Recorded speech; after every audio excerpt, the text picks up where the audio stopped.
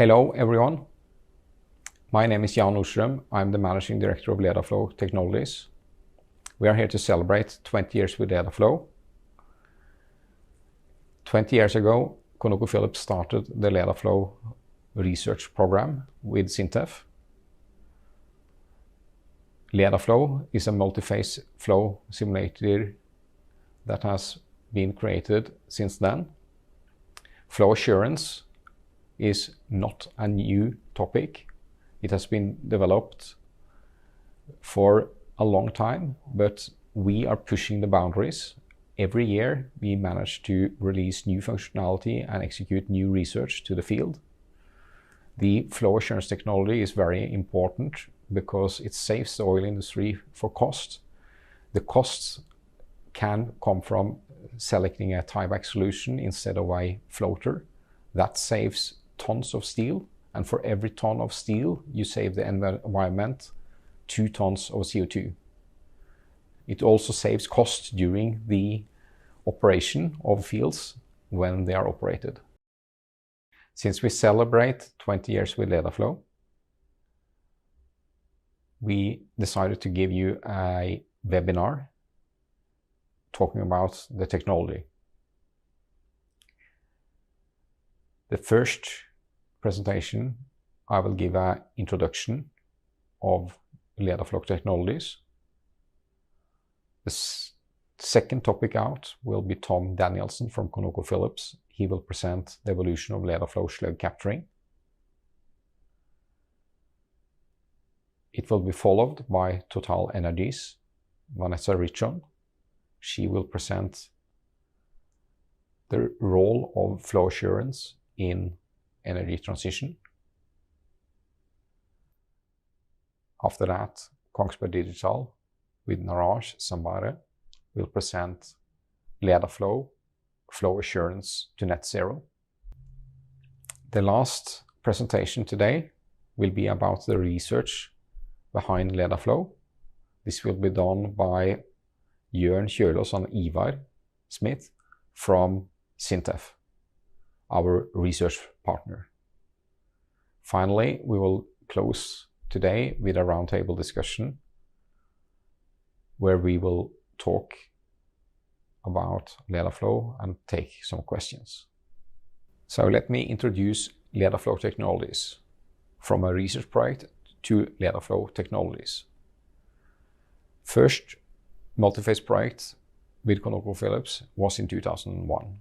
Then Total joined in 2002. In 2008, Kongsberg Digital joined as industrial partner. The first LedaFlow 1.0 release was in 2011. And in 2013, the LedaFlow Technologies DA, which is a partnership, was established as a company. Since then, we have delivered 12 releases from 2.5 to 2.7. We have completed 14 R&D projects with industry. We have currently 6 ongoing R&D projects targeting CCS and oil and gas improvements to multi-phase. And we plan new releases every year. Before we continue, I would like to talk about what LedaFlow Technologies is. LedaFlow Technologies is a company. It's a partnership between Total Energies, ConocoPhillips, SINTEF and Kongsberg Digital. From the user side, we have Total Energies and ConocoPhillips. Our research partner is SINTEF, with its multi-phase laboratories in Trondheim. We have a strong commercialization partner in Kongsberg Digital. Together, we make game-changing flow assurance and multi-phase technology. We utilize each other's strengths every day to make and deliver a very robust and accurate product for the users. We enable innovative design solutions and are pushing the design boundaries for flow assurance, design of infrastructure, and for carbon capturing facilities. Our industry is changing. The oil industry is setting ambitions for net zero by 2050. Our users are moving through energy transition, and we need to support that change. The Oil and Gas Climate Initiative was established by several oil companies in 2014. This was 1 year ahead of the Paris Agreement, setting the climate goals for a lot of nations globally. The Oil and Gas Climate Initiative has been pushing net zero ambitions, and Repsol was the first to take the bold step in December 2019. Since then, several other companies have followed. A few of them I've listed here: Shell, BP, Total Energies, and ConocoPhillips. Exxon made their net zero ambition January 2022. Over the last 2 years, it's a big step for a large industry, and LedaFlow will need to follow by supporting that industry with CCS capabilities and making simulation of CCS possible. To follow our customers and users, LedaFlow will deliver sustainable energy transition technology. Our ambition is that LedaFlow shall be the preferred multi-phase flow assurance technology. It shall improve the quality of decisions and reduce the costs. Enable net zero greenhouse gas emissions. We shall develop CCS technologies to support our users and customers to reach their net zero ambitions. LedaFlow is not only for its partners. We cooperate with the oil industry globally, and Lift 3, where we look at field data and analyze how good LedaFlow is managed by Kongsberg Digital, and it has several companies donating data like ConocoPhillips, ExxonMobil, Lundin, Total Energies, Woodside, and of course SINTEF is joining and supporting the project with new developments and fixes of the technology as they find and improve versus field data. The new explicit solver for pipelines in LedaFlow support LedaFlow slug capturing in networks. This is the most recent technology we have, and it's a demo project supported by the Norwegian Research Council. It's running within Lift 3, and it will deploy new accuracy and better slug capturing technology than we have currently in the market. It will be released over the next couple of years. LedaFlow is not only running projects to improve accuracy of traditional flow assurance. We are also involved in a number of CCS type of projects. CO2 Facts managed by Equinor with industry participation from a wide number of oil companies globally, including Chevron, Shell, Gasco, Total Energies. And this is supported by the Norwegian Climate program to reduce the CO2 footprint of the oil and gas industry. LedaFlow also serves as project manager for a few projects. ChemFlow is one such project. ChemFlow is about using chemicals in multi-phase flow pipelines. Chemicals can and will change the flow characteristics of the pipelines, and it needs to be included in the simulator in order to reduce design margins further. ChemFlow is an ongoing R&D program with industry participants, and it's supported by the Norwegian Research Council. If you want to learn more about LedaFlow, our products, our R&D initiatives, please contact either myself or our strategic sales manager, Mike Branchflower. Contact details you find here. Thank you. To continue our webinar, I would like to introduce our next speaker, Mr. Tom Danielson from ConocoPhillips. He is joining us from Houston this afternoon here.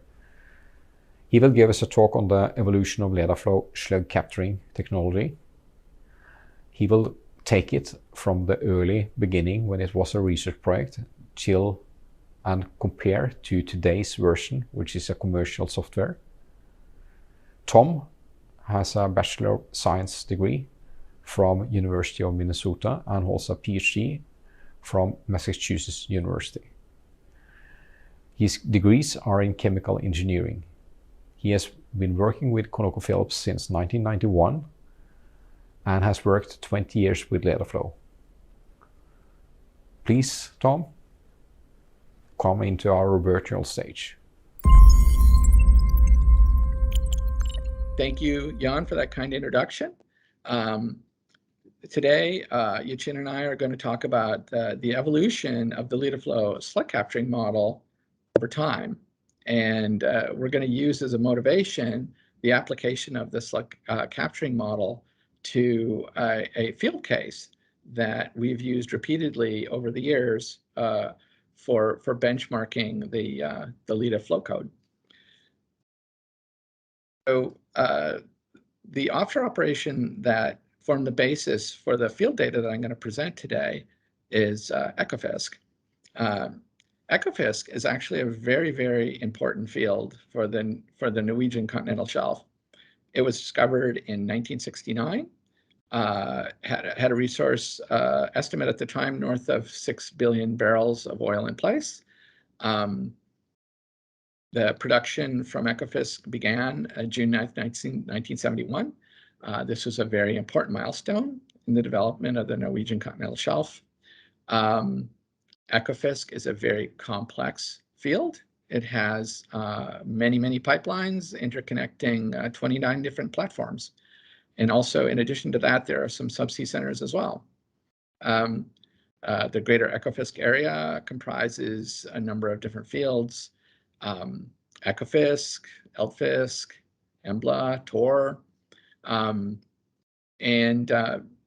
why LedaFlow? Okay, it's because of these huge number of pipelines, interconnecting pipelines, and the kind of flow physics that can come out of these pipelines and the kind of production issues that they can raise that really motivated the development of these transient multi-phase flow simulators, of which LEDA is one. So why LedaFlow? Okay, so a bit more about Ekofisk, just to kind of put it on the map. You can see Ekofisk here is about 320 kilometers southwest of, it says here Tananger, but it's Stavanger. There's a gas line actually that comes from Ekofisk. So the produced gas goes off to Emden in Germany. And then there's an oil line that goes off to the Teesside oil terminal in the UK. And there's so there's a very large transportation oil pipeline. It's about, I think, 355 kilometers. This line tees in with some other offshore production here, sort of about 50 kilometers from Ekofisk. So it's quite an operation. So in the beginning, actually, the North Sea was technologically challenging to develop. Even though I think, obviously it's not super deep water or anything like that, but at the time it was a new thing. It was very difficult and very challenging.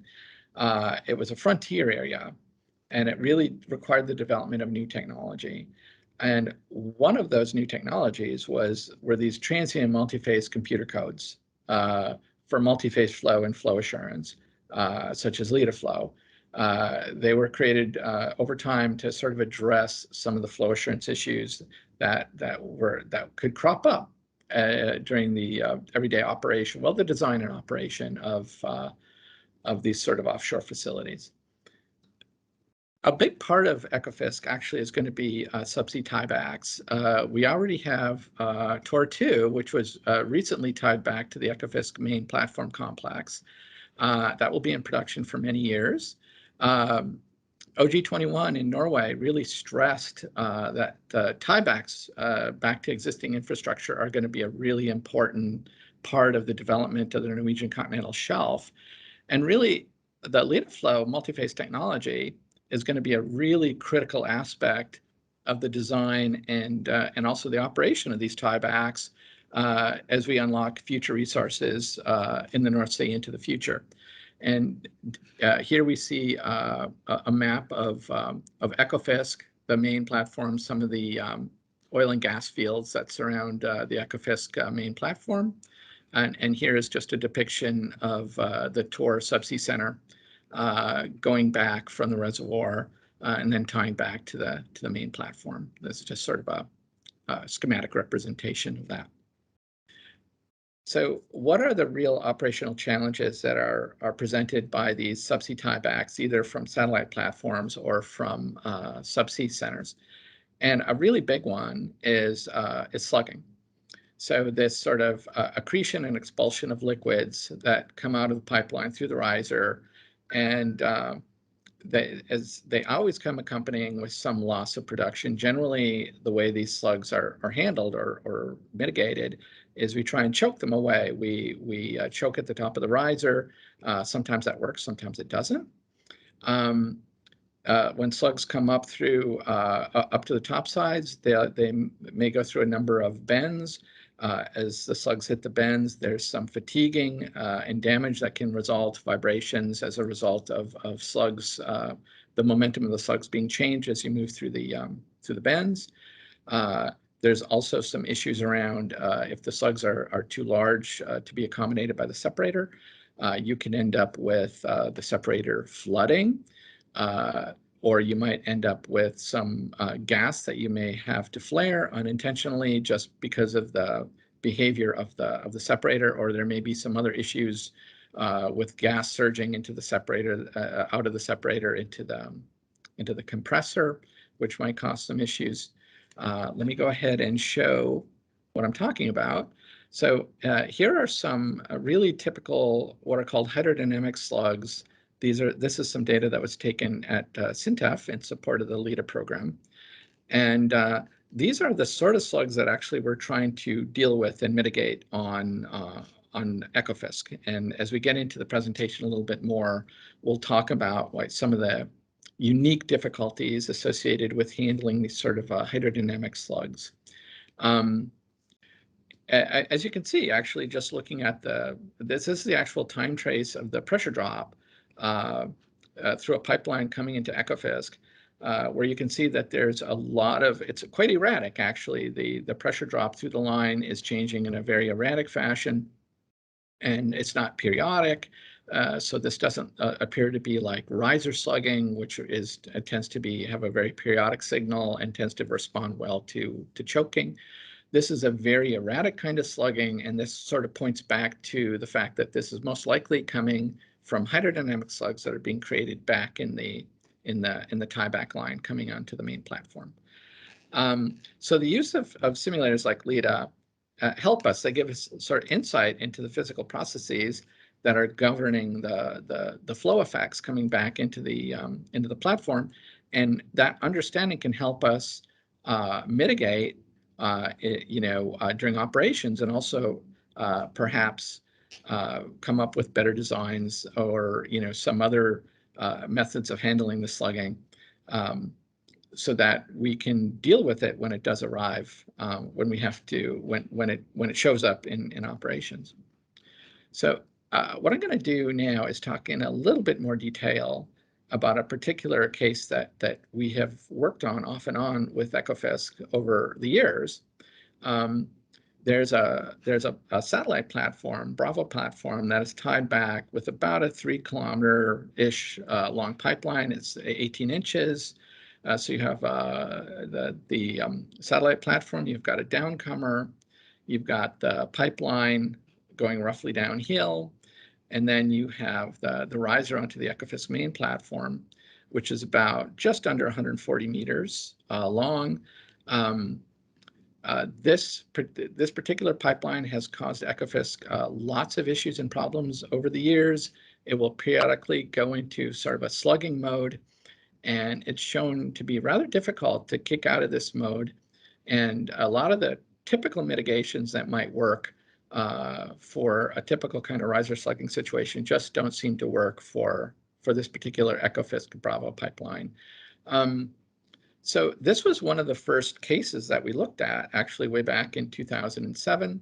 At the time, we were actually happy to capture this behavior at all. In 2012, we wrote a paper which was presented at the OTC conference, which, among other things, talked about this particular slugging case and about our ability to be able to model it at the time. Just to revisit a bit the case itself, so the particular conditions that were which were there at the time, we had a gas rate of about 52,000 standard cubic feet a day, oil rate of 30,000 standard barrels a day, and a water rate of about 32,000 standard barrels a day. So roughly 50-50 oil and water, with a gas rate in excess of 50 million standard cubic feet a day. And a GOR in the neighborhood, I believe, of, I think it was in the neighborhood of 1.5, 1,500 standard cubic feet per barrel. Here you have the LedaFlow lift curve and an operating point. Now, the way that these curves are constructed is you run the simulator at many different oil rates. So we ran it at 10, 15, 20, 25,000 barrels a day. And you just chart the pressure loss through the line, pressure drop through the line, the pipeline riser system, as a function of the oil rate. Now, anywhere that the pressure drops through the line is dropping as the rate is increasing, this is an unstable region. And anywhere that the pressure drop through the line is increasing with increasing oil rate, this is a stable region. So I've just denoted that here as unstable and stable, and we have a dividing line where we cross over from having a negative slope to a positive slope. And this is a very nice and neat way of determining whether your system will experience what we would call riser slugging, which is the periodic kind of slugging that we mentioned earlier. So as you can see here, our operating point is just slightly to the right at a slightly higher rate than the oil rate, or than the minimum oil rate, where we go through the minimum of delta P as a function of rate. So what this indicates is that this particular case that we were trying to simulate is what I would call marginally stable. That is, it's not really terrain slugging, but you're very, very close to the envelope between stable and unstable flow from a riser slugging or terrain slugging point of view. So what we have here is, now here is delta P as a function of time. The orange line is the actual field data that we took from Ecofisk, and this is data that was presented in the 2012 OTC paper. So if you remember, actually, according to the sort of basic LEDA model, we should have stable flow because we're slightly over on the stable side of the operating curve. But as you can see, the pipeline riser system for Ecofisk Bravo is really jumping up and down quite a lot. And not only that, but it's doing it in a very kind of chaotic manner. And what this tells us is that this is most likely what we call combination flow. That is, we're forming hydrodynamic slugs, these small scale slugs that we saw a little earlier on the experimental data video. And these slugs are moving through the pipeline, growing, but in an erratic way. and then they're hitting the riser, the Bravo riser, and really destabilizing it. So we're getting this combination of hydrodynamic slugs that are hitting the riser and then sort of kicking off a kind of a riser slugging. And this has happened not only at Ecofisk, but other operations in ConocoPhillips. So this is something that happens with some frequency. So if we run the basic LedaFlow model without slug capturing, what we find is that we're able to do a fairly decent job of capturing the overall pressure drop, but we do a pretty, we actually just don't capture these ups and downs, these erratic kind of pressure signals that they measured in the field, where we don't even come close to measuring them or to reproducing them. So somehow there's some physics that's missing in the basic LEDA model. So if we go forward, this is the first version. This is the slug capturing version that was in our OTC paper in 2012. So, and here's just for reference, here's the OTC number if you'd like to look up the paper. What we have here is it looks kind of periodic, actually. We were able to get something. We're able to run the LedaFlow program and reproduce an instability. So we were happy with that. We were able to get, and it looks like we're forming some kind of hydrodynamic slug back where somewhere in the pipeline, it's hitting the riser, destabilizing it, and giving us some behavior. But it really is not. It's periodic. The period doesn't look very correct. The amplitude is off. But it was a first step, that we had taken by 2012. Now we go to LedaFlow slug capturing model version 2.4.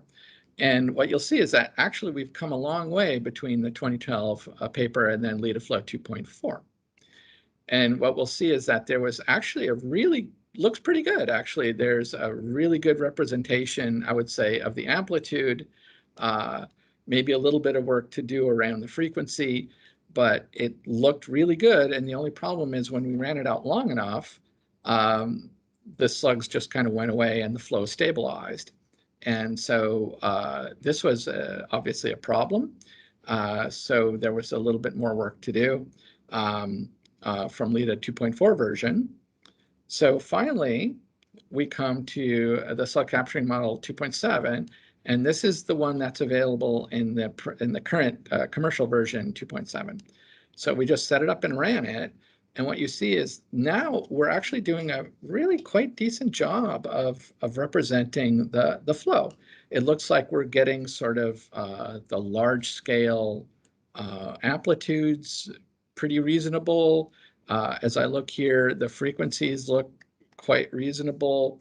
And what will happen is that when we run the slug capturing model out, this slugging will just sustain. It won't go away in time like the 2.4 version did.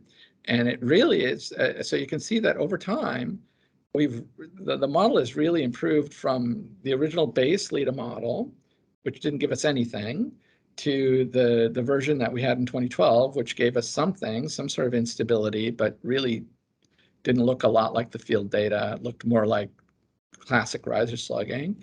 Then we come to version 2.4. We're doing a quite decent job of matching, I would say, the amplitude. Now, the frequency, probably there's a little bit of work to do. And then finally, we get to the version 2.7, where we're now doing a quite decent job matching the field data. And the thing to emphasize about the LEDA slug capturing model is that there's really no tunable parameters in this model. There's no levers to pull. You just set it up. You follow the guidelines in terms of the pipeline segments, and you end up with a result that in this case actually looks quite good. It's quite close to the field data. So we consider this a big success, and we're very happy with this result. So I would say, just in retrospect, just going back over the results that we presented today, as we mentioned earlier, this sort of very erratic pressure signal that they measured between the Bravo platform and the main platform is not really a typical riser slugging, and so it's not an effect that you can capture with a classic multi-phase flow model. The slugging appears to us to be triggered by some sort of hydrodynamic slugs that are formed back in the pipeline somewhere. They grow in a very erratic way. They hit the riser and they destabilize the pipeline riser system, but really in a very erratic fashion. So because of how they're formed, the conventional mitigations, for example, controlling a valve either passively or actively, didn't really help to get rid of the slugs, which persisted really no matter what they did. And that this slugging can, when it arises, become a fairly critical issue for the Ecofisk main platform. And we have reached the point now where our slug capturing 2 technology captures this slugging, shows quite remarkably good agreement with the field data. And we believe that armed with this new model and these new capabilities, we'll be able to come up with new mitigations that can treat this kind of slugging should it crop up in the future. I would just like to say thank you for your attention. And if you would like some additional information, please don't hesitate to contact either me or Yachin. And you can see our emails down below. All right, thank you so much. And I'll hand it back over to Jan. Thank you, Tom, for the story about LedaFlow's key differentiating technology, slug capturing. Now over to our next topic today, which is energy transition. Vanessa Richaud from TotalEnergies will speak about the role of flow assurance in energy transition. Vanessa is R&D flow modeling project manager within TotalEnergies. Vanessa has been working with TotalEnergies for almost 20 years. She holds a master's degree in electrical engineering. She has experience as operation engineer from multiple locations in TotalEnergies globally. She is joining us from Stavanger today. Good afternoon to you, Vanessa, and the screen is yours. Thank you, Jan, for the introduction. So I'm Vanessa Richaud, working for TotalEnergies EP Norge, and I'm going to explain you what is TotalEnergies' views on the role of flow assurance in the energy transition and how the flow assurance discipline can contribute to the energy transition. So first, I just want to remind you what our TotalEnergies ambition in terms of getting to net zero. More than 50 billion tons of CO2 is rejected in the atmosphere each year. The average global temperature has risen of 1 degree since 1880, and it will continue to rise. As a key player in the energy industry, it is TotalEnergies' duty, it is our duty to participate to the energy transition. And we also strongly believe that the digitalization will play a key role to achieve the energy transition. So TotalEnergies' ambition are declined into 3 different topics. The first one is our ambition to reach net zero emission across all our operated facilities worldwide by 2050 or sooner. So that's basically what we call scope 1 and 2. Our second ambition is to reach net zero for all indirect emissions related to TotalEnergies energy products used by our customers worldwide by 2050 or sooner. That's scope 3. And then the last ambition is in Europe mainly is to reach net zero emission across all our production and energy products, which is used by our customer in Europe. So that's scope by 2050 again or sooner, and that's scope 1, 2, or 3. How does it convert into numbers? So we want to reduce, and our mission is to reduce our direct emission to net zero by 2050. So in 2015, we have estimated our emission to 46 million tons of CO2 equivalent. Our ambition is to decrease it by 40% by 2030 to reach 25 to 30 million ton equivalent of CO2 equivalent of emission, and to reach net zero by 2050.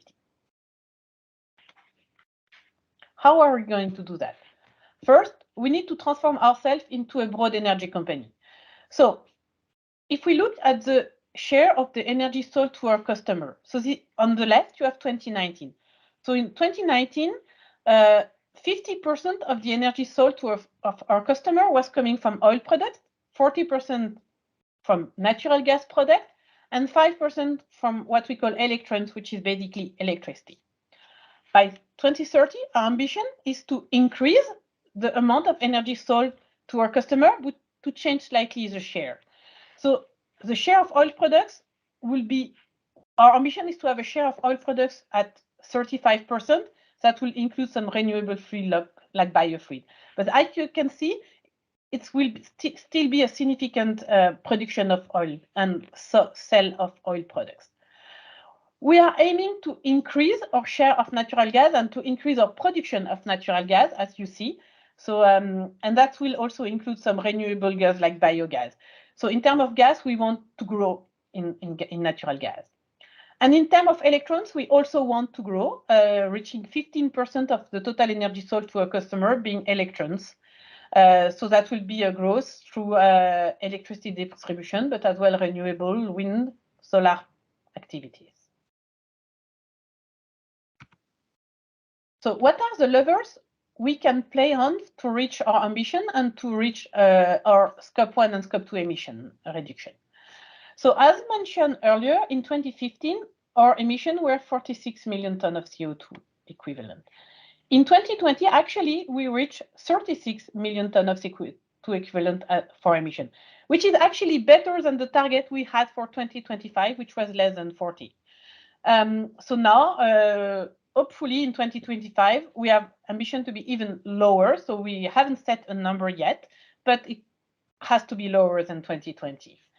And then our next ambition will be for 2030, where we are aiming at production or an emission of 25 to 30 million tons of CO2 equivalent. And then we will reach net zero by 2050. What are the levers we can use to do that? So the first one is the reduction of the flaring. The second one is the reduction of the methane emissions. Detection and reduction of those methane leaks. The third one is the improvement of the energy efficiency. And the fourth one is the process electrification using renewables, for example. So those are the main levers we can act on to avoid and mitigate any CO2 emission. But in case this is not sufficient, then we will have to compensate, and then the levers for the compensation and that will help us to reach our net zero ambition will be the use of carbon sinks, either nature-based solution like forest or carbon capture and storage developments to store the CO2 we produce underground. In fluorescence, there are 3 of these levers we can play on, and we can have a role to work on. And I'm going to explain you exactly what we can do with fluorescence and how in Total Energy we see the fluorescence role into the energy transition and how we can contribute and play on those levers to reduce our emissions. So what are the challenges we see for fluorescence in the coming years? So first, we know that we will have more and more gas field long tiebacks, even subsea to shore, 100 to 500 kilometers between the well and the receiving facilities.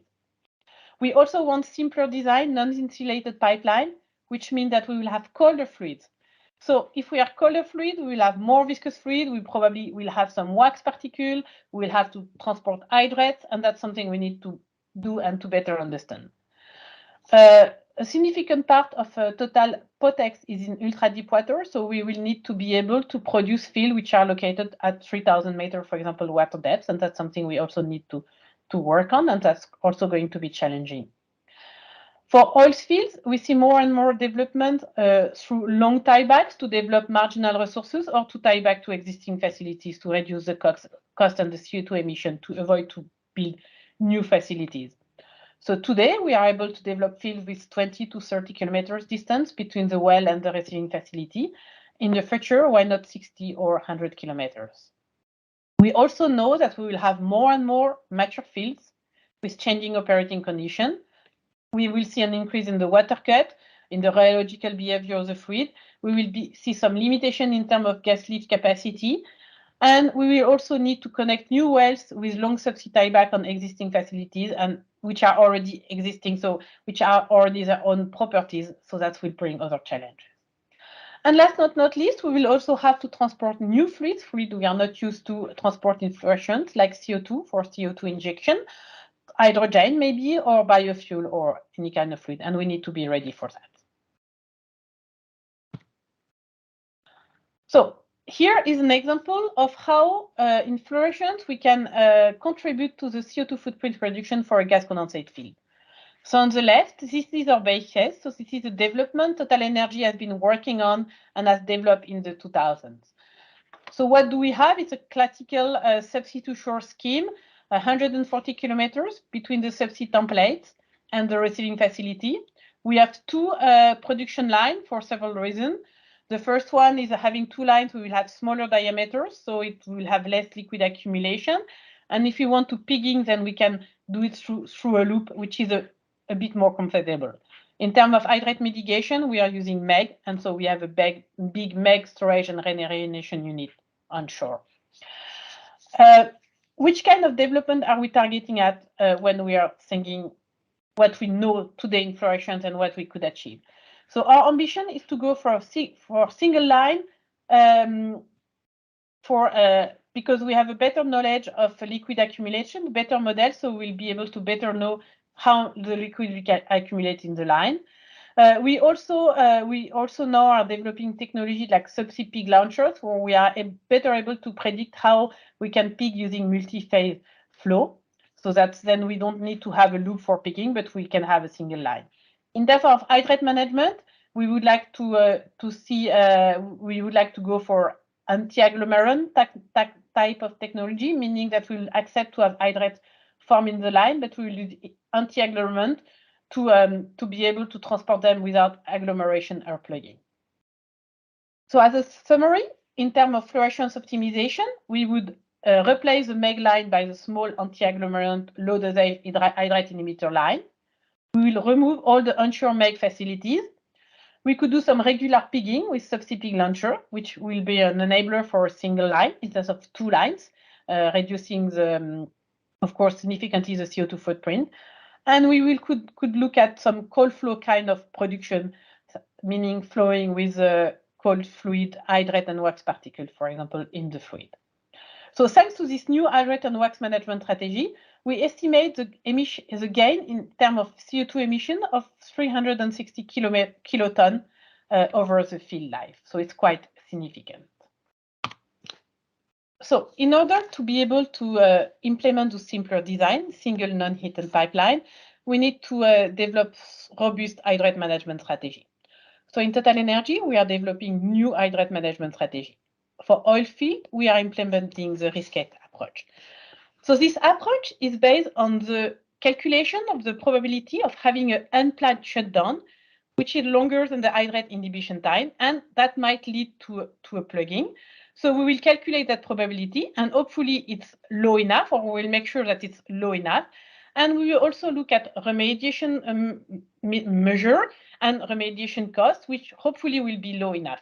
And then we could have a less conservative design because we know that we have a low risk of plugging. And in case of plugging, we have a remediation mitigation measure in place, which has a low cost. So that will allow us to have simpler design. For gas condensate field, we will accept to form hydrates, but we will transport them using anti-agglomerants. In order to properly implement this new hydrate management strategy, we need to have a very good risk analysis of the blockage occurrence, and we need to carry that out. So to do that, we are using LedaFlow hydrate module, and I'm going to explain you how. So on this video, you will see how hydrates during a restart of a jumper, we will see how hydrates are forming and being transported and evacuated, and then we get out of the hydrate region. So in green, so here, this green line is the hydrate volume fraction. So here we are at the end of the shutdown, so there is no hydrate form in the line. In blue, that's the volume fraction of water, so it's been a shutdown, so all the water has accumulated in a low point. And in red, that's the mass flow rate. Here you can see the temperature in the line. So as you can see here, we are in a deep water development, so temperature is very low, 4-5 degrees. So then I start the video, and that's where we will start producing our well. So we start like that. So you can see here that we see a slight increase in terms of mass flow rate. We see that the water which has accumulated the low point is now pushed by the new flow, by the flow of the well. And we can see that some hydrates, so that the green, that the hydrate volume fraction in the line. So we can see that hydrates start to form in the line at that point and at that point. So if we continue the video, we can see that the hydrates are forming and are being transported in the line. And we can also see that the maximum volume fraction of hydrates never exceeds 5%. And then we continue, so we increase the flow rate from our well, so the temperature in the jumper increase, so we can see the increase in the temperature. The hydrates are being evacuated, and then we have a temperature which is high enough, so we are not anymore in the hydrate zone. And we can see here that even if during this restart we have formed hydrates, the amount of hydrates formed was very low, and it didn't, and there was no risk of hydrate plug. And that's the way we think that it's very important to use the LedaFlow hydrate module if we want to have better design and less conservative data. So to achieve the simpler design, single non-intent pipeline, we also need to accept and manage the wax deposition. So what do? We are using the wax deposition and transport module we have implemented in LedaFlow. So when we start to form wax in the pipeline, we will have wax crystal in the oil box, and this wax will induce a non-Newtonian behavior of the oil of the fluid. So internally, in Total, we have developed the SOFA model for suspension of fractal aggregates, which is a model which enables to account for the yield stress and the shear thinning properties of suspension. This model has been implemented at LedaFlow, and this is what we are using to better understand the impact of wax on the viscosity of the oil and on the pressure drop in the line, and to also better understand where we have some wax deposition risk and how often we will need to pig to remove this wax deposition. One of the levers as well is to be able to predict and reduce slugging-induced flaring, and that's something which we can do in flow assurance. So we can have some instabilities in riser, which could come from terrain slugging or severe slugging, hydrodynamic slugging, or injection of chemicals, as we have seen in Total Energy. So as a consequence, if we start to have slugging in the riser, we will have arrival of liquid slug and gas slug into the first stage separator. And the consequence of that will be an increase of the greenhouse gas emission due to the flaring of the gas slug, because they cannot be fully absorbed by the compression capacity. So the compressor needs to work with a steady flow of gas. Of course, if we start to have some slugs of gas, then to be safe, we will have to evacuate them through the flare, and that will increase the emission. So to try to be able to predict and mitigate that, we are using the newly implemented slug capturing tool in LedaFlow. And we are also need to be able at better assessing the impact of chemical injection in the riser stability. And this is why we have an ongoing R&D project, R&D GIP, with SINTEF and LedaFlow, focusing on the impact of chemicals and surfactants on the flow and how we can predict that using multi-phase flow altimeter and using LedaFlow. So then we have seen all the levers and what we can do in flow assurance to reduce, mitigate, avoid CO2 emissions. But in case this is not sufficient, we will have to compensate. And one of the way to compensate is to develop some carbon capture and storage developments. So it consists into capturing the CO2 in the fumes, for example, in our refinery or in our petrochemical complex. Then to transport the CO2 to the storage facilities, so either by boat or by pipeline. And then to store the CO2 in aquifer or depleted field. And that's where the knowledge we have in terms of multi-phase flow in flow assurance and what we have developed in LedaFlow will be very important. especially when we inject the CO2 in depleted fields, we know that there is a big risk of having multi-phase flow of gas and liquid in the line. We will also have CO2 with impurities, and we will need all the knowledge from fluorescence and what we have developed in LedaFlow to be able to predict that, to do properly the design. So as a conclusion, we have seen that several levers will help us to achieve successfully the energy transition. In the future, we will need more energy, less emission, and our energy will have to be always more sustainable and always more available. Hydrocarbons will continue to generate the cash flow to fund the energy transition, and gas is the energy of the transition. Fluorescence will provide us some of the tools to reach our objective in terms of reduction of greenhouse gas emissions for our existing and future assets. And that's something we are convinced in Total Energy. And this will be achieved thanks to new and innovative modules and models we are developing in LedaFlow. Thank you very much for your attention. Thank you, Vanessa, for a good presentation. This certainly makes LedaFlow technology an energy transition technology. Before we continue, we will have a short break.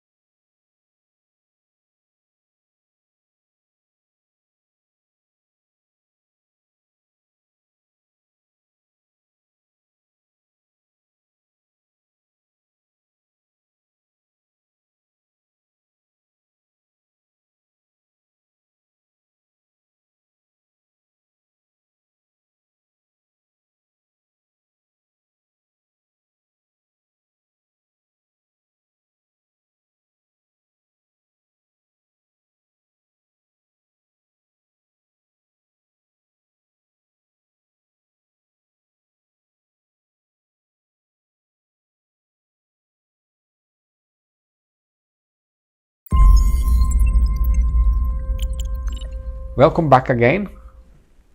The next speaker out is Niraj that will present LedaFlow flow assurance to net zero. Niraj is Director of Digital Solutions and Industrial Applications in Kongsberg Digital. He holds a master's and a doctorate in chemical engineering with specialization within control systems and computer science. Niraj is joining us from Houston, early morning still, Niraj.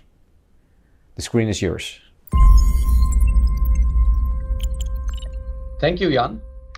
I welcome you all to this segment of the celebratory webinar for LedaFlow's 20-year anniversary. And I thank you for spending your valuable time with us in this celebration. My name is Neeraj Zambre. I am the LedaFlow Product Director. I am also responsible for the digital solutions and applications delivered through Kongsberg Digital's digital twin called CogniTwin. As you all probably know by now, Kongsberg Digital started off as the commercialization partner in LedaFlow Consortium and later took 25% ownership of LedaFlow Core in 2013. Kongsberg Digital was uniquely positioned to undertake this commercialization as we ourselves were in the market as users of multi-phase simulation technology and knew exactly what the market was lacking in this area back then, technically as well as commercially. The consortium also includes two operating companies, ConocoPhillips and Total, and one core research company, Syntef, which creates an ideal group that steers the product in the right direction while creating a sustainable technology and a sustainable business. Because of our heavy dynamic simulation background, Kongsberg saw the need for a better multi-phase flow simulation technology in the market, more open for integration, and as well as a need to create healthy competition in this market area. At this point, LedaFlow is a mature flow assurance software ready to help the industry in its transition to net zero. Though R&D on LedaFlow began in 2001, LedaFlow was first commercialized in 2011, which goes to show the effort required to develop and commercialize such an advanced tool. This is not just any software, right? It is engineering design software, which means the results from such a software have to be tested thoroughly so that the results can be trusted within a narrow band of uncertainty. When LedaFlow was launched in 2011, three different products were brought to the market. LedaFlow Engineering 1D, which is the dynamic simulation software most commonly used for field design, planning, and optimization. LedaFlow Point Model, the heart of LedaFlow Engineering 1D, which provides calculation results for any given point in the pipeline. Soon after, it was also made available as a plugin for third-party steady-state simulators. Last but not least, LedaFlow Integrated, which allows for integration with dynamic process simulation software, enabling one to build complex, high-value simulations such as integrated subsea and process engineering simulators, operator training simulators, real-time flow assurance simulators, along with applications such as virtual flow metering systems. Today, we have not only expanded our products, but also advanced LedaFlow core technology so that all products can be applied to a variety of different field types. I will elaborate a bit more on the LedaFlow core improvements in the next slide. So what else have we achieved during this time, a little bit over a decade? Well, Point Model is now integrated in most available third-party steady-state multi-phase flow simulators, such as DNVGL's Synergy, KBC's Maximus, Petroleum Expert's Prosper and Gap, Schlumberger's PipeSim and VMGSim, Weatherford's WellFlow and Rio. LedaFlow Integrated has really established its mark in the market over this period, and we now have many successful LedaFlow-based simulation systems integrated with KSpice, which is Kongsberg's proprietary process simulator, deployed for many operating companies across the world. We have introduced two new products. LedaFlow APIs have been improved to allow users undertake hundreds, even thousands of simulations efficiently. With the advent of digitalization, we ourselves have enabled workflows that expedite developing machine learning models based on LedaFlow simulations. Commercial models have also been adapted accordingly for such applications so that users can lease or buy LedaFlow and use LedaFlow for this purpose today. Machine learning models based on real-time data and simulation data from LedaFlow have also been deployed in the market today. Such systems called hybrid machine learning solutions. One solid example is our hybrid virtual flow metering solution, which has been commercially launched and field proven. It is hard to depend purely on machine learning models for our industry, so such hybrid solutions are best of both worlds that provide increased robustness and can also be configured to perform continuous validation against LedaFlow physics engine. Any deviation in such validation is then flagged so that the machine learning models can be updated accordingly. And finally, with LedaFlow Cloud, we are taking calculated steps to enable cloud-based applications driven by LedaFlow technology for digital twin solutions. This can be used for, say, live understanding of cool down times of different piping segments in your subsea network, prioritized by time to hydrate formation, or say a live slugging advisor within your digital twin. Over more than a decade since commercialization, LedaFlow team has been busy. With the help of an established technical advisory group, LedaFlow Core has been continuously improved as well as enhanced with new features. Early on, it was mostly about making sure all features required in the market are there, such as robust user interface, buried pipe, wells with annulus, etc. As LedaFlow technology matured, there has been a heavy focus on making sure the software can be applied in fields handling a variety of different fluids, from gas condensate systems to viscous oil systems and everything in between. LedaFlow now includes a few market differentiating modules and improvements as well. Vertical flow related improvements based on unique and exclusive large-scale lab results from Syntef are included. State-of-the-art wax deposition and hydrate formation models were developed and released. LedaFlow now has a robust, pure single component engine that handles fluids such as steam water and carbon dioxide. Slug capturing technology has been long available in LedaFlow. However, recent investment has enabled improvements that have made this technology more robust and scalable. LedaFlow also includes now a Python API that allows external software to interact with the engine as we take our journey towards digitalization. Industry opinion is critical for development of technologies like LedaFlow. And since the industry has a lot of interest in LedaFlow technology too, it works out mutually beneficial to develop certain aspects of LedaFlow multi-phase core in partnership with the industry via joint industry projects. However, one such JIP is central for continuous development and improvement of LedaFlow, and that is LIFT, LedaFlow Improvements to Flow Technology. This is an ongoing JIP that keeps rolling into new 3-year term after one term is finished.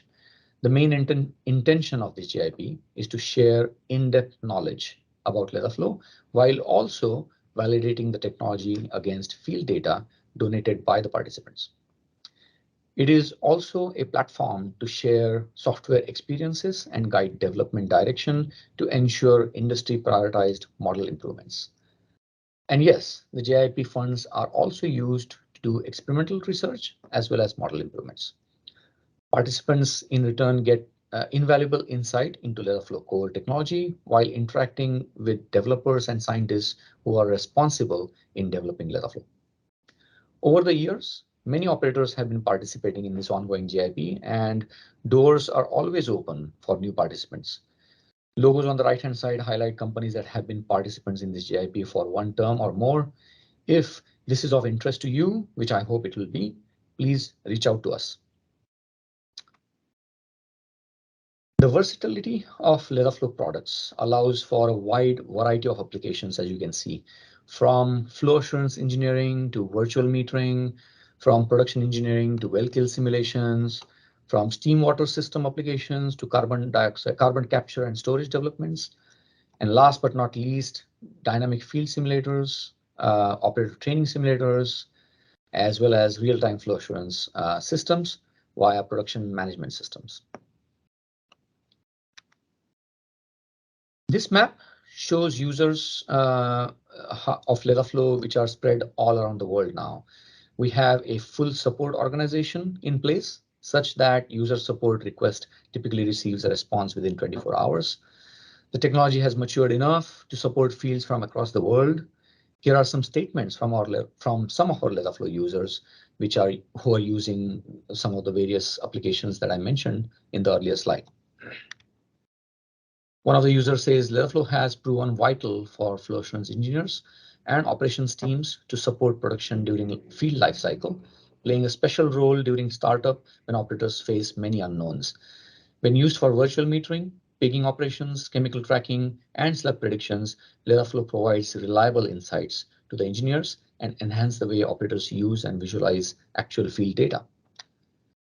And there's a couple more, but I'll read one more. The LedaFlow technology has enabled development of first-of-a-kind steam condensate dynamic network model that provides real-time insights into world's largest steam distribution system.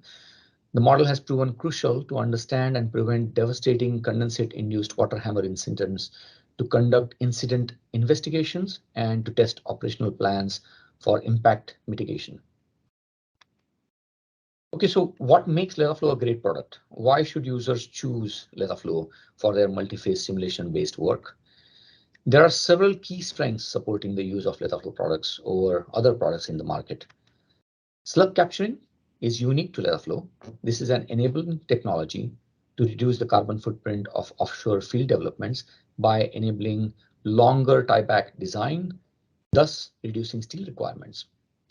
This is the only commercial technology available that can predict formation of hydrodynamic slugging and surge waves with high uncertainty by resolving the dynamics of wave instabilities. I'm sure you'll hear more about this in Sintef's presentation, followed by this presentation.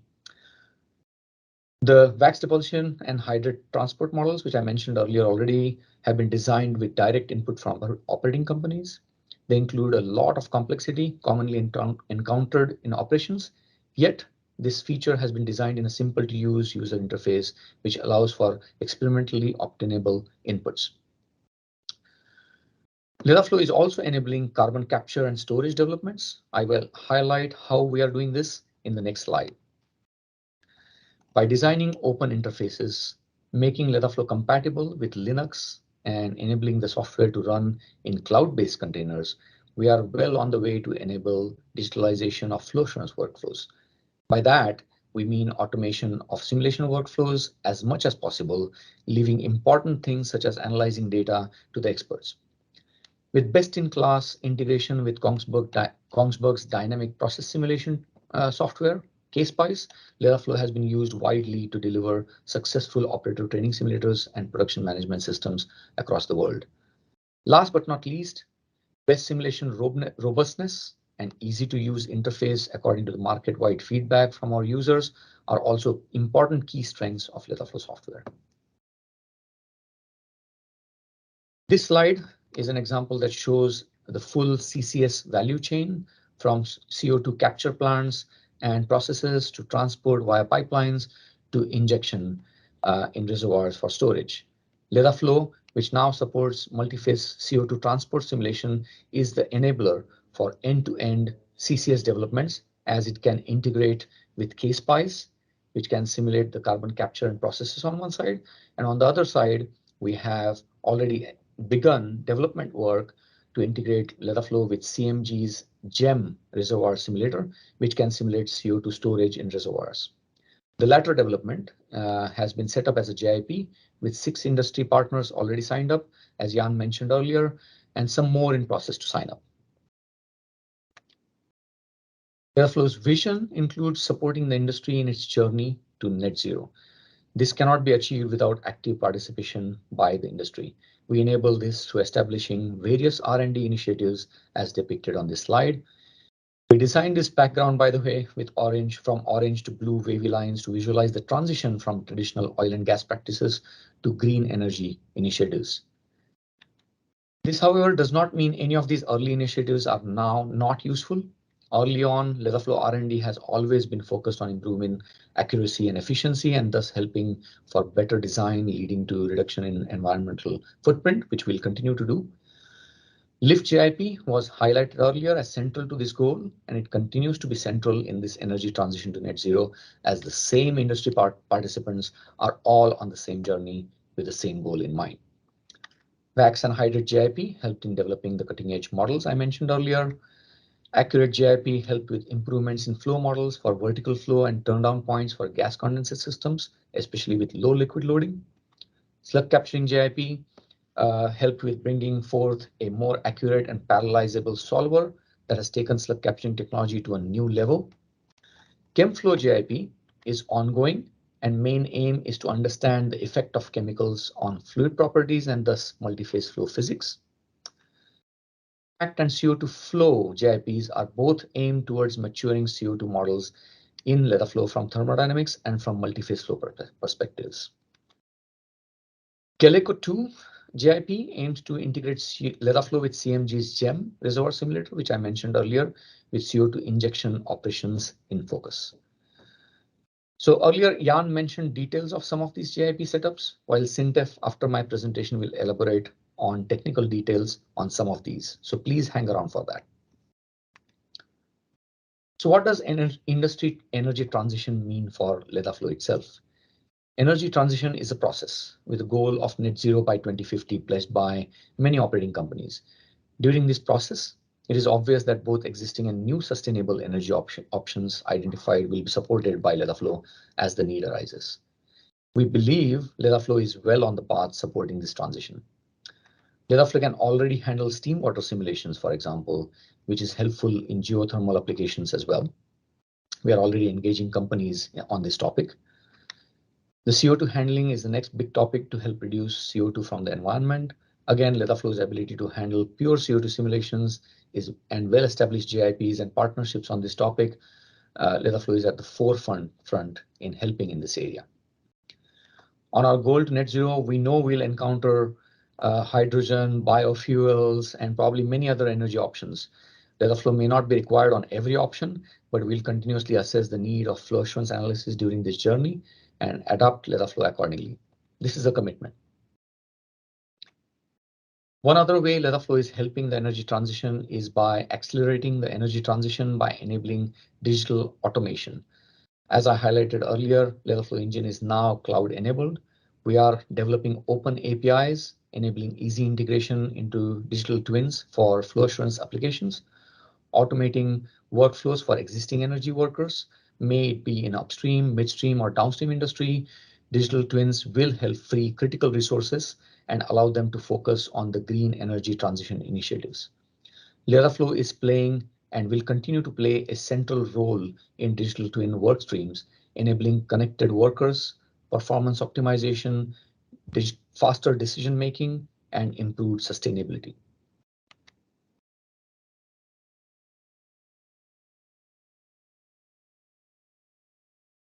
LedaFlow's vision is that in next 10 years, flow assurance model building will be more automated, as shown by this marketing video, with data available at your fingertips via digital twins, as the twin technology matures and is widely adopted. Common repeating simulation workflows will be fully automated, so you can spend your valuable time checking final analysis and taking actions.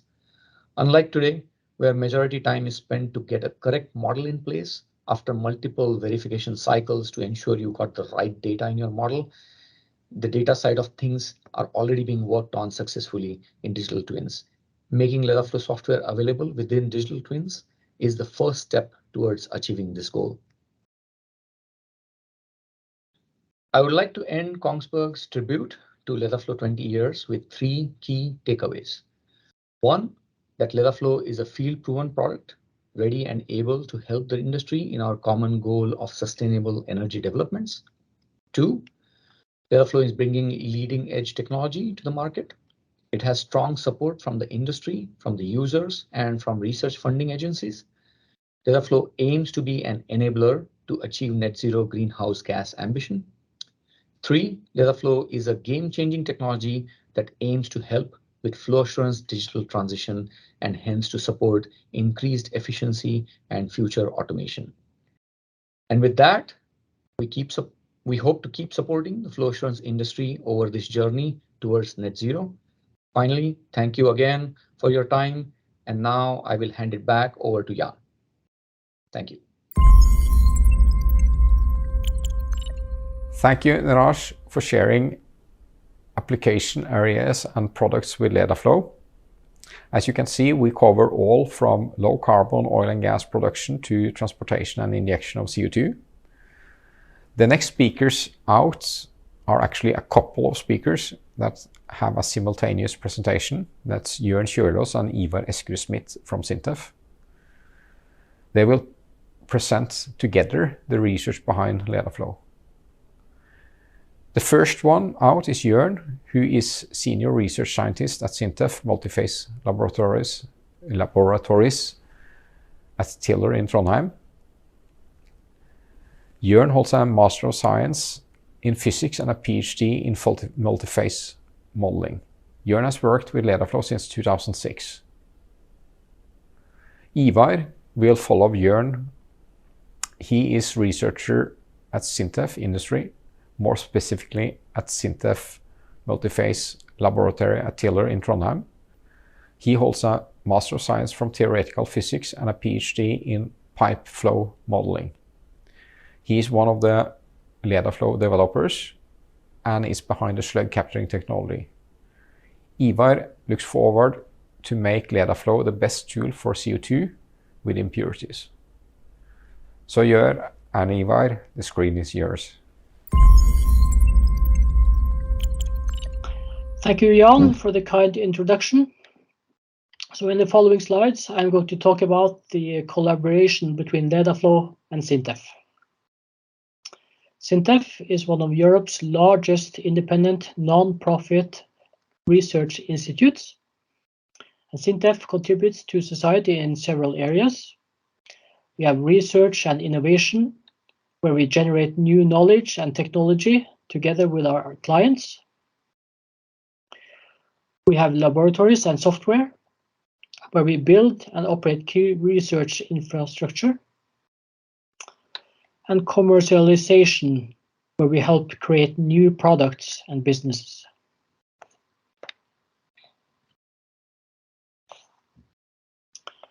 SINTEF has the world's largest multiphase flow laboratory.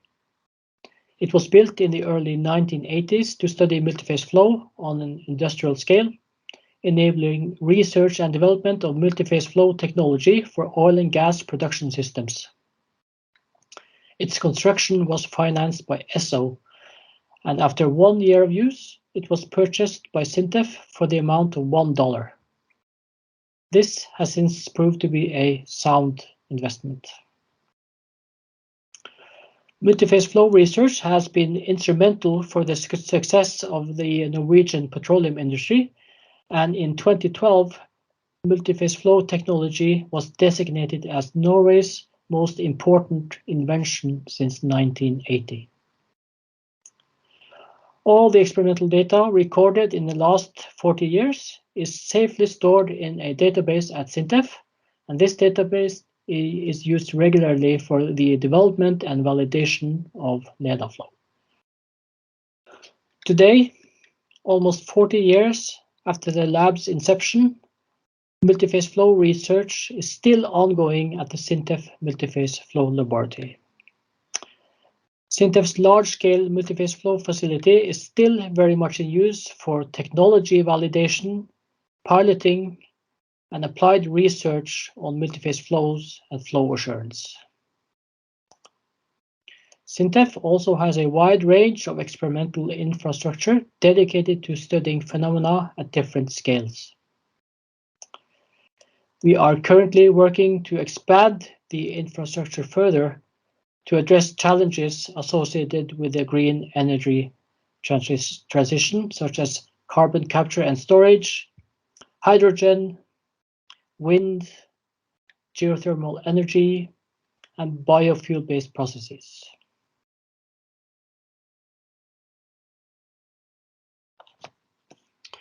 SINTEF is part of the LedaFlow consortium as a provider of research and development. SINTEF contributes with a dedicated team of excellence within physics, chemistry, numerical methods, and modeling. We also have unique experimental facilities conducting experiments on a variety of scales, from benchtop scale to industrial scale. SINTEF's team of LedaFlow researchers work closely together with the other LedaFlow partners through frequent technical discussions and constructive feedback from testing and validation. This close collaboration enables a rapid pathway from basic research to industrial implementation and commercialization.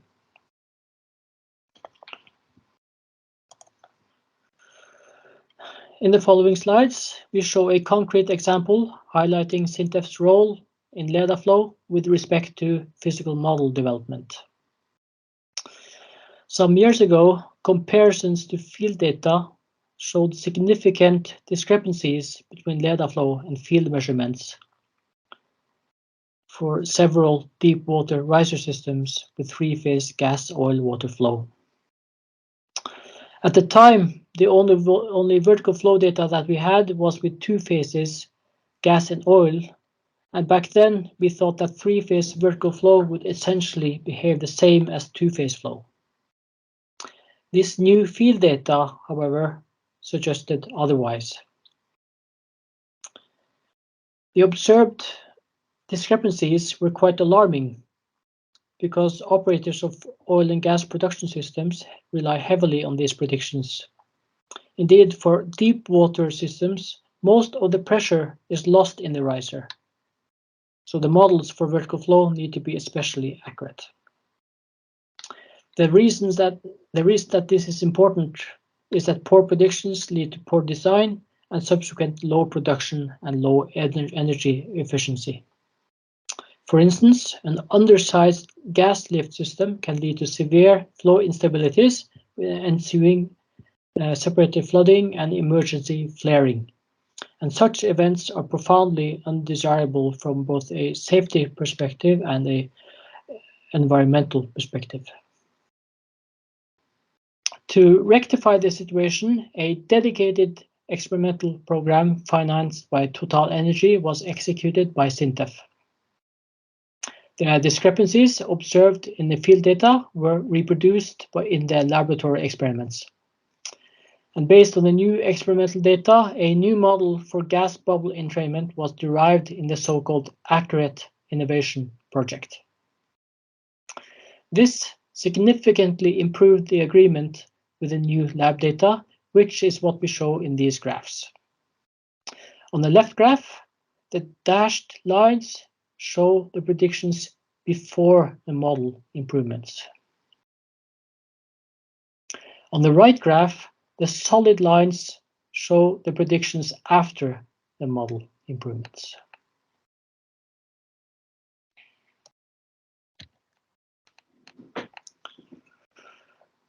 Subsequent comparisons to the original field cases showed that the model changes significantly improved the agreement with the field measurements. In this case, it took less than 1 year from the experiment campaign to the release of the updated model in LedaFlow. This rapid deployment time can be largely attributed to the close and effective collaboration that we have in the LedaFlow consortium. This agility is a key asset for LedaFlow and will be an important success factor in the positioning and adapting LedaFlow for the green transition. In this slide, I'm going to talk about a unique feature in LedaFlow called slug capturing. Slug capturing is a special method for simulating slug flow, and LedaFlow is the only commercial product that offers this feature. This video shows slug flow in a horizontal pipeline filmed in a recent experimental campaign at the SINTEF laboratories. Slug flow is one of the biggest challenges in the oil and gas operations. And in the case of long slugs, large amounts of liquid intermittently fill up the separator, making it impossible to maintain steady production.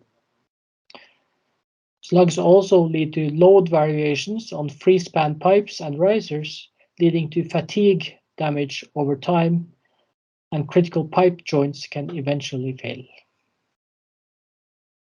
With LedaFlow slug capturing technology, these problems can be predicted.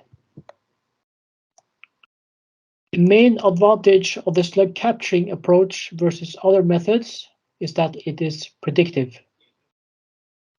By that, we mean that slugs are predicted naturally without any special user input or model tuning to match measurements. SINTEF has contributed to the slug capturing technology in the following ways. We have conducted high-quality slug flow experiments with advanced instrumentation. And based on the new data, we have derived new closure laws for the physical mechanisms relevant for slug flow. And finally, we have developed and implemented new advanced numerical algorithms for solving slug capturing transport equations accurately and efficiently. In the following slides, my colleague Ivar Eskerud-Smith will explain what slug capturing is. Ivar has been part of the LedaFlow research team for many years and has been one of the main contributors to the LedaFlow slug capturing model development. Thank you, Jørn. The new slug capturing model was released in LedaFlow 2.7 in 2021 and is a result of multiple research projects. Projects which were collaborations between the Norwegian Research Council and the LedaFlow partners, Kongsberg, SINTEF, Total Energies and ConocoPhillips. The new slug capturing contains both a new accurate numerical solver and new physical models for slug flow. Without an accurate solver, the solution is smeared out, as illustrated in the middle column. This means that waves that should grow into slugs might instead be smeared out and die. The new solver in LedaFlow has significantly improved accuracy and is able to correctly capture the growth of waves and formation of slugs, as illustrated in the rightmost column. This also means that we can use a coarser grid, which in turn means much faster simulations. The new solver is also more suited for parallelization.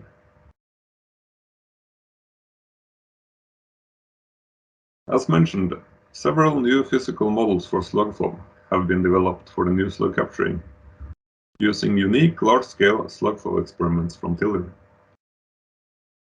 As an example, slugs might become unstable and die, depending on the conditions of the flow. This image shows an example of such a slug flow experiment, with the experiment plotted to the left and LedaFlow to the right. The slug marked in red suddenly becomes unstable and dies, and the liquid is absorbed by the slug behind it, which then grows substantially. As one can see, LedaFlow is able to capture this phenomenon well. This mechanism is important to predict, as it has a large impact on the slug length evolution along the pipe.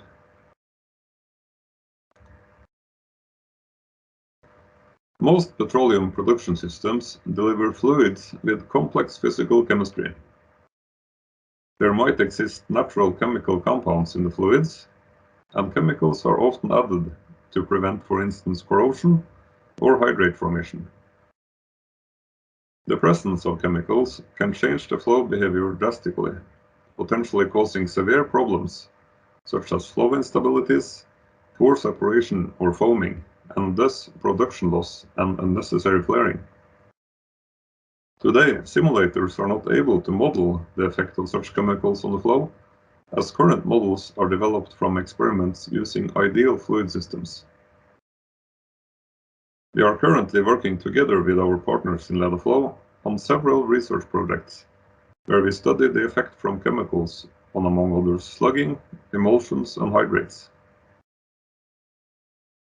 A team of experimental and modeling experts within fluid chemistry and fluid dynamics collaborate to develop simple and robust characterization methods for complex fluid systems. Eventually, the results from these projects will be implemented in LedaFlow, enabling the industry to predict the behavior of complex fluids. In this image is an example from an ongoing project. The left column shows an experiment with an ideal fluid system, and we can see that the flow looks similar at 100 meters and 200 meters from the inlet. In the right column, a surfactant chemical has been added, and there is a significant change in the flow behavior as function of distance. In this particular case, the chemical causes foaming, which makes gas bubbles accumulate in the liquid over distance. And after 200 meters, we can see that all of the gas has been entrained in the liquid.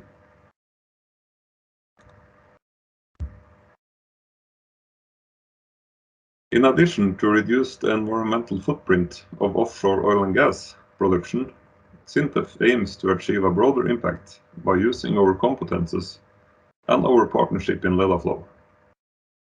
The multi-phase flow knowledge gained together with the oil and gas industry will play an important role in the energy transition.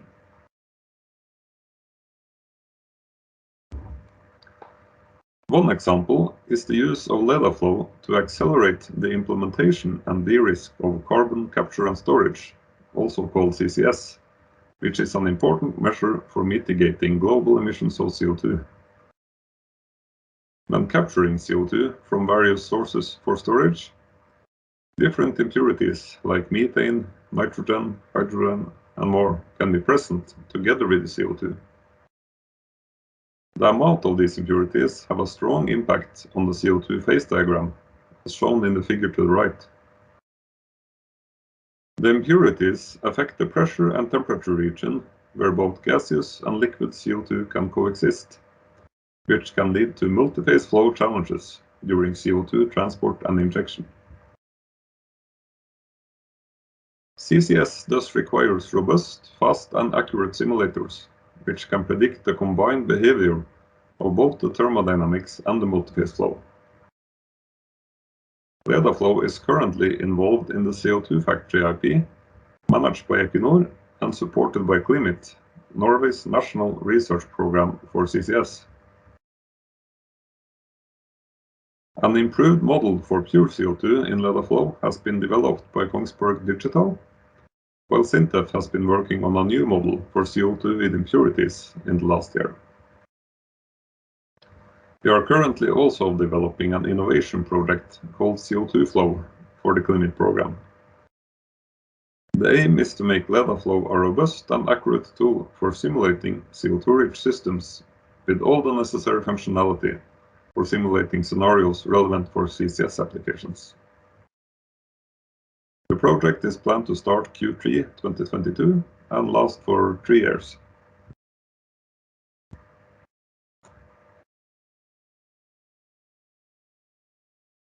LedaFlow and SINTEF will continue to actively contribute to the energy transition and work together.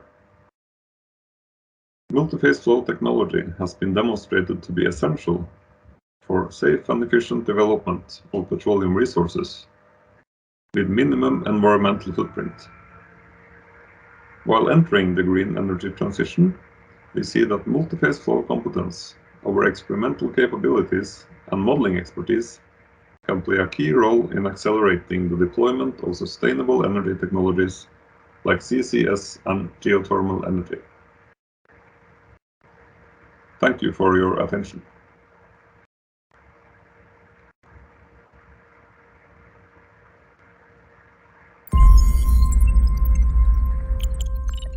Thank you, Jørn and Ivar, for sharing exciting research plans for LedaFlow. It certainly shows why all need to use the latest tools of LedaFlow and not stick with their old tools. Finally, today we will have the roundtable discussion. So we have invited all the speakers to discuss energy transition, and we'll have a few questions and they will answer, and we will see how we're set to go ahead together as a partnership and as an organization to deliver game-changing technology for the next years. Yes, we are back from the presentations, and we are going to have a little roundtable discussion here. We have got with us from ConocoPhillips, Yachin, in addition to the speakers. I've got some small questions for you, Yachin. You think LedaFlow is used a lot for design work, but here you show a case with a producing asset. Can you please elaborate why it is important to simulate a producing asset and not only, design work? Like for example, the slug capturing. I don't think in design that we ever use the slug capturing, but for operation troubleshooting, it is a really good tool to have in your toolbox. Now, in the case of Ecofisk, we have strange combination slugging, the hydrodynamic and the terrain slugging occurring together. And we were having terrain slugging back in the pipeline somewhere, traveling through the line and hitting the riser and destabilizing the flow. So it looks like a riser slugging, but it wasn't. It was a hydrodynamic slugging. So there were some signs that you can see. For example, in the Bravo pipeline, the pressure jumping around erratically. If it were riser slugging, it would be periodic. It was upsetting the process downstream of the separator. They first tried passive choking at the top of the riser, which should get rid of the slugging, but it didn't. Then they tried active choking, but that didn't work either. So nothing worked, and I don't think they have the capability to gas lift that riser, because gas lift may have helped. With LedaFlow, we were able to model it, and that's the sort of the first step before you can do any mitigation method, right? First, you have to understand and model it, and then finally find the solutions. So like in our CD2 pipeline in Alpine, they were having some problems with slugging in the CD2 lines. It may have been same sort of thing. So they choke across. So they choked, and we added additional lift gas at CD2 pad. And these are recommended based on the simulation that we did. And it worked for a long time. And I don't think we ever have any slugging issues in CD2 anymore. So you're able to mitigate it, and Yes. and if you're mitigating it, you will eventually have production loss or loss of income from the facility, I guess. Yes. The next question is for Niraj. By the way, thank you, Yachin. Niraj, KDA has been delivering simulators over a long time. LedaFlow integrated KSpice and LedaFlow. They are existing tools. And is that part of digitalization, or are these type of technologies competing with technologies? Do you have any thoughts about this? Yeah, that's a very good question. I guess people must be thinking about that, right? I mean, so I don't think they're competing technologies. Digitalization of a facility is just bringing in various data sources together in one location.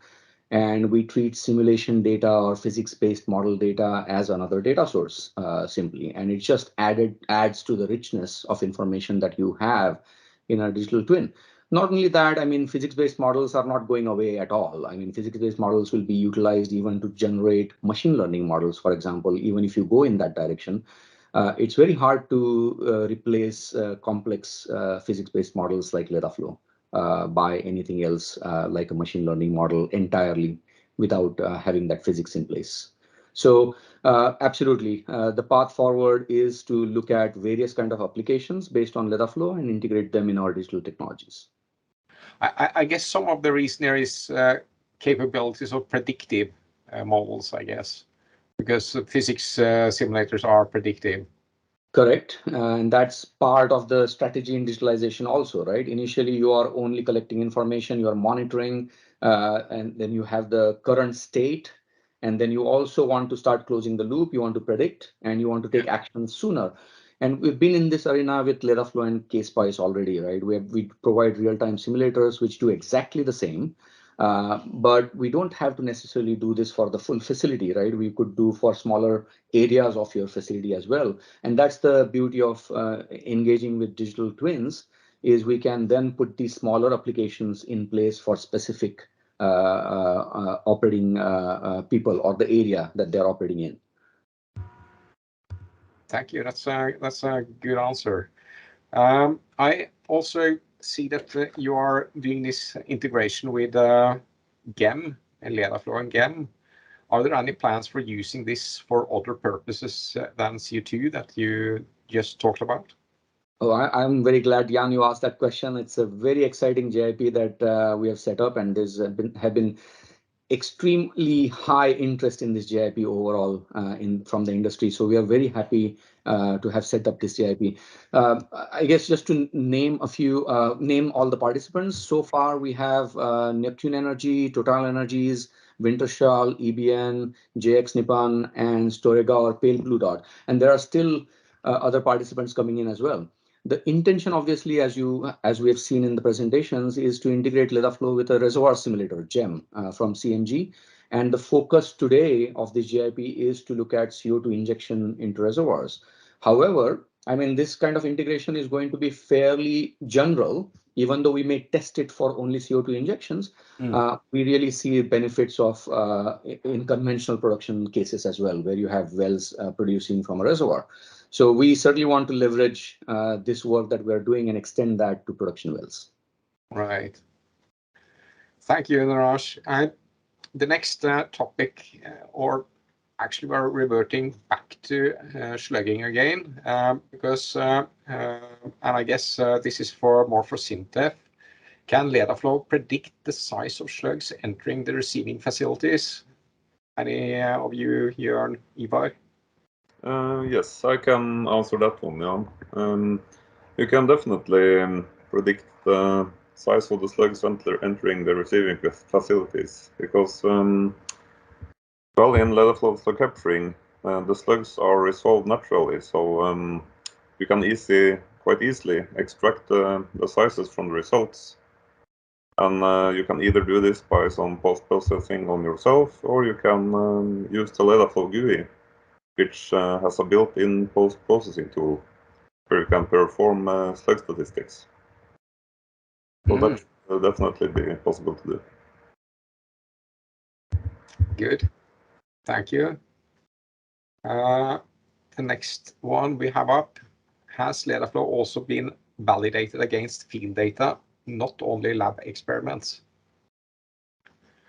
Yes, you are that, Jørn. I can take this one, Jan.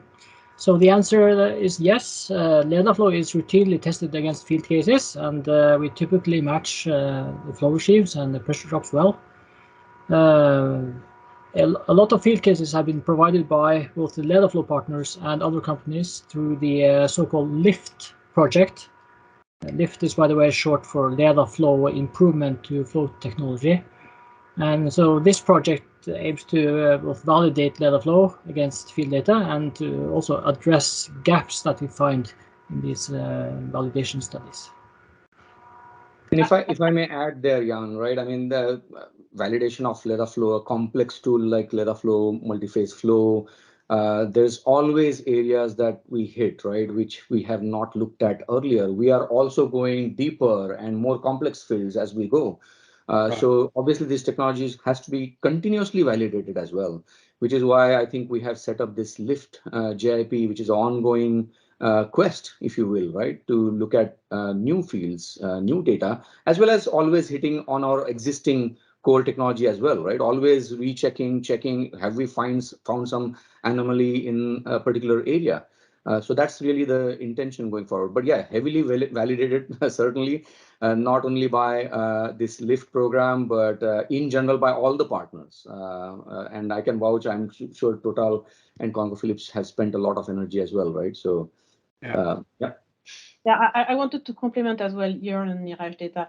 Indeed, in Total Energy, we are doing a lot of checking of LedaFlow simulations against our own internal field data, and I guess ConocoPhillips is doing it as well. And you had a very good example of what ConocoPhillips has been doing for slugging cases.